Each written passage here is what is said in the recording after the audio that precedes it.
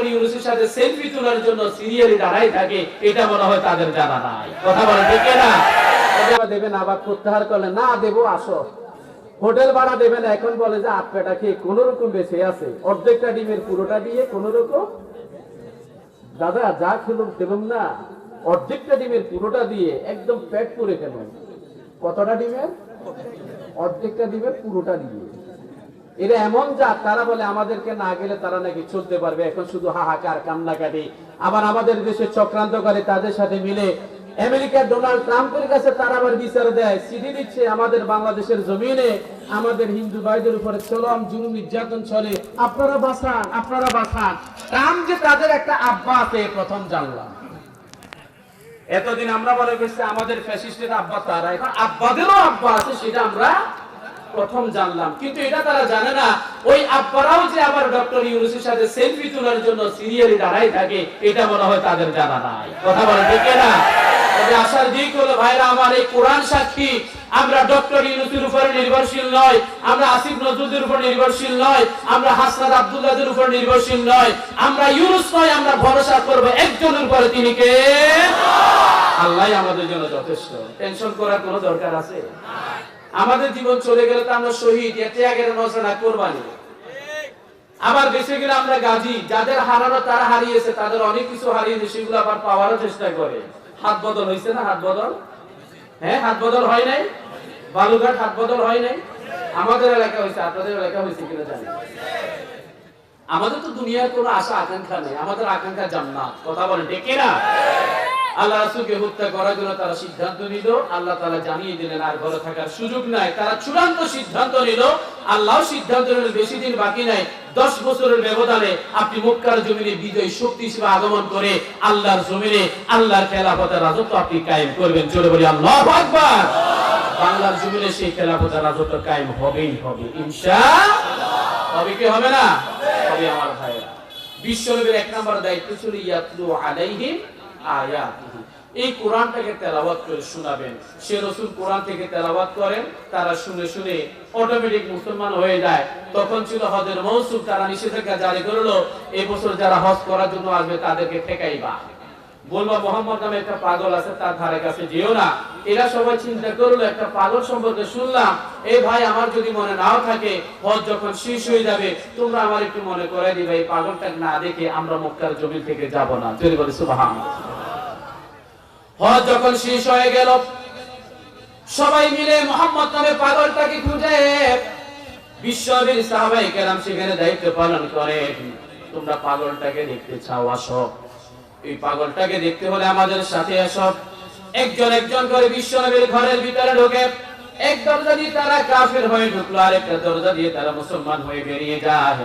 আর মুসলমান হয়ে বেরিয়ে গিয়ে তারা বলে, এই পাগল যারা বললা তোমরা সব আমাদের সামনে আসো, আমাদের কাছে তো মোহাম্মদকে পাগল মনে হয় নাই, আমাদের কাছে মনে হলো এই মহামানবকে যারা পাগল বলে তারাই হলো দুনিয়ার জমিনে সবচেয়ে বড় পাগল। ঠিক কিনা বলে? প্রশ্ন হলো, তারা ঘরের ভিতর কি দেখলেন? তারা শুনলেন রাসূলের কণ্ঠের তেলাওয়াত, তারা শুনলেন রাসূলের মুখ নিঃসৃত অমীয় বাণী, তারা দেখলো রাসূলের দৈহিক সৌন্দর্য। রাসূল বললেন, আনা মালিহুন, আমি হলাম লাবণ্যময়, ওয়া আতি ইউসুফ সবিহুন, আমার ভাই ইউসুফ সাদা সুন্দর। মিশরের নারীদের উদ্দেশ্যে হযরত আয়েশা বললেন, ও মিশরের নারী তোমরা শোনো, তোমরা তো তোমাদের হাতে রাখা আপেল কাটতে কাটতে আঙ্গুল কেটে ফেলে দিয়েছিলা, তোমরা যদি আমার রাসূলের সৌন্দর্য দেখতা তাহলে হাতের ভিতর রাখা আপেল কাটতে কাটতে শুধু আঙ্গুল নয়, একদম কলিজাটাকেই কেটে ফেলে দিতা। সুবহানাল্লাহ বলো। তোমাদের জন্য দুনিয়ার জন্য একটা সূর্য আছে, একটা চাঁদ আছে, তোমাদের দিনের বেলা সূর্য, রাতের বেলা চাঁদ, আমার দরকার নাই। আয়েশা বলেন, আমার ঘরে দিনের বেলা একটা সূর্য উদিত হয়, আমার রাসূল যখন ঘরের ভিতরে ঢোকেন দিনের বেলা সূর্যের যে ভিটামিন ডি সেটা আমার রাসূলের শরীর থেকে আমার জন্য হয়ে যায়। সুবহানাল্লাহ বলেন। আর রাতের অন্ধকার আমার রাসূল যখন ঘরের ভিতরে ঢোকেন, আমার অন্ধকার হুজরায় লাইট জ্বালাতে হয় না। আমার রাসূলের সৌন্দর্যটা কেমন ছিল, এই সৌন্দর্যটা দেখে রাসূলকে আল্লাহ তাআলা, এই সৌন্দর্যটা দেখে রাসূলকে দেখে ওই যে ব্যক্তিগুলো যারা হজ করার জন্য আসেন তারা সবাই রাসূলের হাতে হাত রেখে কালেমা পড়ে মুসলমান হয়ে গেছেন। জোরে বলে সুবহানাল্লাহ। দ্বিতীয় নম্বর দায়িত্ব হলো ইউজাকিহি, আত্মার পরিশুদ্ধি, পবিত্রতা, পরিশুদ্ধতা যেন অর্জন করাইতে পারেন, এটা যেন বাস্তবায়ন করতে পারে সেই দায়িত্ব আজকে আমরা যারা এখানে হাজার হাজার জনতা আছি বলেন তো আমরা সবাই পড়ে নিয়েছি লা ইলাহা ইল্লাল্লাহ। আমরা অরিজিনালি পবিত্র হয়ে গেলাম। এই লা ইলাহা ইল্লাল্লাহ পড়ার কারণে এই কোরআনটা আপনি পবিত্র হওয়ার কারণে কোরআনটা ধরতে পারবেন উপরে, কিন্তু ওযু ছাড়া আবার ভিতরের অংশ ধরা যায় না। আপনি মসজিদের ভিতরে ওযু ছাড়া ঢুকতে পারবেন, কারণ আপনি লা ইলাহা ইল্লাল্লাহ মুহাম্মাদুর রাসূলুল্লাহ এই কালিমা বিশ্বাসী মুসলমান মানে পবিত্র। কিন্তু একজন হিন্দু কি মসজিদে ঢুকতে পারবে? আল্লাহ বলেন ইন্নামাল মুশরিকুনা নাজাসুন, মুশরিকরা হলো অপবিত্র, তারা যেন আমার মসজিদের ধারে কাছে কখনো না আসে। তার মানে আমরা ভিতর থেকে পবিত্র এবং পরিশুদ্ধ হয়ে গেলাম। তবে এই শব্দের মূল ব্যাখ্যা হলো আমাদের পাপ মুক্ত জীবন যাপন করে আত্মার পরিশুদ্ধ করে জান্নাত উপযোগী করে আমাদের তৈরি করতে হবে। কথা বলেন ঠিক কি না? দায়িত্ব কয়টা? কয়টা? চারটার ভিতরে দুইটা গেল। 3 নম্বর দায়িত্ব হলো ইউআল্লিমুহুমুল কিতাব। এখানে আমি আপনাদের মাঝে কিছুক্ষণ কথা বলতে চাই, শুনতে রাজি আছেন তো ইনশাআল্লাহ? একটু জিকির করি লা ইলাহা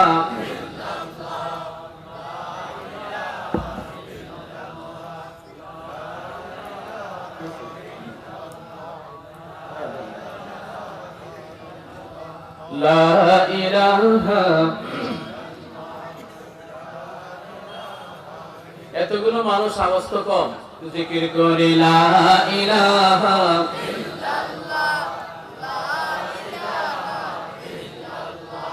লা ইলাহা ইল্লাল্লাহ মুহাম্মাদুর রাসূলুল্লাহ সাল্লাল্লাহু।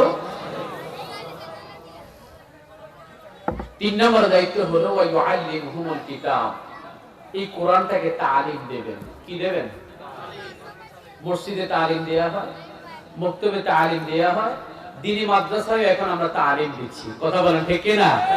এরপরে এই মাহফিলের ভিতরে আমরা তালিম দিচ্ছি, দ্বীনি মাদ্রাসায় তালিম দেয়া হয়, তাফসীরুল কোরআন মাহফিলগুলোর ভিতরে তালিম দেয়া হয়। এবং মাঝে মধ্যে দেখেন না মসজিদের ভিতরে সকালবেলা কিছু উলামায়ে কেরাম এসে তালিম দেন। আপনাদের এলাকায় হয় কি হয় না? হয় কি হয় না? আমি আগে বলেছিলাম রাসূলের ঘর আর আবু জেহেলের বাড়ি সামনাসামনি। সকালবেলা রাসূলের ঘরের ভিতরে কোরআনে তালিম দেয়া হয় ফজর নামাজের পর। আবু জেহেল সকালবেলা দরজার সামনে দাঁড়িয়ে দেখে আজকে কে ঢুকলো? আবু বকর 1 নাম্বার তালিকা করে, হিট লিস্ট তালিকা করে 1 নাম্বার আবু বকর, ওমর, ওসমান, আলী, এভাবে 14-15 জনের তালিকা করে রাস্তায় যেখানে পায় সেখানে জুলুম নির্যাতন করে। কথা বলেন ঠিক কি না? সেরকম রাসূলের তালিমের মতো আপনাদের এলাকায় মসজিদের ভিতরে তালিম যখন নেয়ার জন্য উলামায়ে কেরাম দ্বীন প্রতিষ্ঠার আন্দোলনের কর্মীগুলো যখন একত্রিত হয়, বাহির থেকে দরজা লাগিয়ে দিয়ে এই তালিম থেকে মানুষদেরকে ধরে পরশুরাম পুলিশকে ফোন করে, স্যার কিছু জঙ্গি মসজিদের ভিতরে আছে, তালিম নিচ্ছে, জঙ্গি তালিম, আসেন আসেন তাড়াতাড়ি আসেন, তাদেরকে ধরে নিয়ে যান। এরকম ঘটনা আছে না নাই? বলে বলেন আছে না নাই? আজকের এই কোরআনের বাগান থেকে তার উদ্দেশ্য বলতে চাই, তোমরা যে অপরাধটা করলে নিঃসন্দেহে তোমরা আবু জেহেল, আবু লাহাব, উতবা, শায়বা তাদের উত্তর শুনে শুনে এই কাজটা করেছো। কথা বলে ঠিক কিনা? তারা তালিম জঙ্গি বৈঠক করে নাই, তারা কোরআনের তালিম দিয়েছিল। বরং আজকে তোমরা জঙ্গি বৈঠক করে ইন্ডিয়ার ভিতরে তোমরা সাক্ষাৎকার দিয়ে প্রমাণ করছো তোমরা হলা দেশদ্রোহী। তোমরা বাংলার জমিনে বসে গোপন ভাবে গোপন বৈঠক করো আর সেখান থেকে চিন্তা করো, তৈরি করো, পরিকল্পনা করো কালকে শাহবাগের ভিতরে কোন গ্রুপটা নামবে। কথা বলেন ঠিক কিনা? এখন অন্ধ চোখে দেখে, বয়রা কানে শুনে, বোবার মুখেও কই ফুটেছে, কারণ সুযোগ পাইলো ডক্টর ইউনূস নরম মানুষ, ডক্টর ইউনূস একানা, তার সাথে আমরা হাজার হাজার বাংলার মুসলিম ছাত্র জনতা আছি। কথা বলেন ঠিক কিনা? অন্যরা তো তাদের দালাল, তবে সবাই না। আমরা মুসলিম ছাত্র জনতা আছি না? কিচ্ছু করতে পারবো না। চট্টগ্রামে হত্যার মাধ্যমে প্রমাণ করে দিলা দাঙ্গা লাগানোর জন্য কিচ্ছু হয় নাই, কারণ বাংলার জমিনে উলামায়ে কেরামদের কথাগুলো মানুষ এখনো শুনে। শেখ আহমদুল্লাহ সাহেব, ডক্টর মিজানুর আজহারী সাহেব যখন স্ট্যাটাস দিল আমরা সবাই সাইলেন্ট হয়ে গেলাম। না হলে বাংলার মুসলমানগুলো যদি একটা একটা করে যদি হিন্দুদেরকে ধরতো এই অপরাধের কারণে, বাংলার জমিনে কোনো হিন্দুর অস্তিত্ব থাকতো না। ঠিক কিনা বলে? ইসলাম আমাদেরকে এটা শিখায় নাই, ইসলাম আমাদেরকে এটা শিখায় নাই। আমরা কারোকে অন্যায়ভাবে হত্যা বা কোনো আঘাত আমরা করব না। যে ভাইটাকে হত্যা করা হলো তার বিচার আইনের মাধ্যমে হবে। কথা বলেন ঠিক কি না? এই আইনের মাধ্যমে বিচার হলে একটা খুনিও পাওয়ার কোনো সুযোগ পাবে? সুযোগ পাবে না। সুতরাং রাসূলের যে দায়িত্ব ইউআল্লিমুহুমুল কিতাব, এই তালিমের কাজ করতে রাজি আছেন তো? এখন আমি যদি জিজ্ঞেস করি কে কে কোরআন তেলাওয়াত করতে পারেন, অনেকের হাত উঠবে না। কোরআন তেলাওয়াত করতে জানে, সূরা ফাতিহার অনুবাদটা যদি জিজ্ঞেস করি তাও বলতে পারবে না। আছে না নাই? এখন সময় সুযোগ আল্লাহ তাআলা দিয়েছেন, ভালোভাবে তালিম নিয়ে দেশের জন্য, ইসলামের জন্য আমাদের এক একজন দিকপাল হয়ে দাঁড়াতে হবে। জোরে বলে ইনশাআল্লাহ। চতুর্থ নাম্বার দায়িত্ব হলো ওয়াল হিকমা। এই যে আমরা মাঝে মধ্যে জুমার খুতবায় বলি, ইসকনের জঙ্গিরা যেভাবে আমাদের বিরুদ্ধে অস্ত্র শস্ত্র নিয়ে নামে, মন্দিরগুলোতে তাদের অস্ত্রের কারখানা, পাঠা বলি দেয় তো, ওই বলি দেওয়ার অস্ত্রগুলো সেখানে আছে। এরকম অস্ত্র কোনোটা নিয়ে যদি আমি বসতাম, আজকে আমাকেও জঙ্গি এখন না বললেও কিছুদিন আগ পর্যন্ত এই কথাটা বলার সুযোগ ছিল। ঠিক কিনা বলেন? এখন আমরা তো এটাও ইচ্ছে করলে পারি, এই যে এতগুলো হাজার হাজার মুসলিম জনতা যারা আমাদের রাসূলকে নিয়ে কটূক্তি করে, ফেসবুকে লেখালেখি করে, আমাদের ইসলাম ধর্মের নারীদেরকে নিয়ে তারা ষড়যন্ত্র করে সতীত্ব নষ্ট করে, আমাদের ভাইদের প্রতি জুলুম নির্যাতন করে, এবং বাংলাদেশটাকে আস্তে করে চিকেন নেয়, ফেরিটা কেটে নিয়ে ভারতের আন্ডার নেওয়ার জন্য যারা ষড়যন্ত্র করে, ওদেরকে বাংলার জমিনে যেখানে পাবো তাদের সাথে সংখ্যা আমাদের বেশি না? আমাদের বেশি না? আমরা তো ইচ্ছে করে তাদেরকে একদম গণহারে দুনিয়া থেকে বিদায় করে দিতে পারি, কিন্তু আমাদের এটা কৌশল না। আমরা নবুয়তের জীবনের দিকে যদি আমরা তাকাই, রাসূল নবুয়তের যে প্রথম 13টি বছর জুলুম নির্যাতনের মুখোমুখি হলেন, কখনো তিনি অস্ত্র ধারণ করেন নাই।